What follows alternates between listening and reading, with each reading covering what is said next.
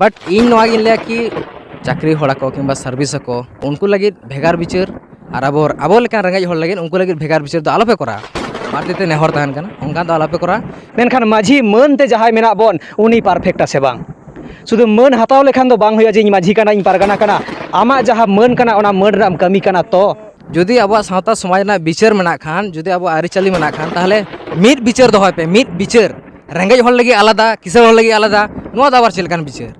से सारी गे कि नियटा गे न्याज्य बिचार मेटांग कुड़ी हपन दो रागा रेंगेज गे खातिर ते और मेटांग कुड़ी हपन दो जहां को एनेज आचुरा उनको दो दोष दो बांगा मेनखान नुया दो दोष मेटांग कुड़ी हपन खान दो एका घुरिया मेटांग कुड़ी हपन खान दो अब सावता समाज खन बो बाहरे गिड़ी काया और किछु दो जहां दो हयतो सार्विस होल्डर बाहू सार्विस होल्डर मानमी रेन एरा कानते तेहेन दो उनको आकवा समाज तलार से अब समाज तलार के आरो नापायते मेना को मेनखान चेदा चेद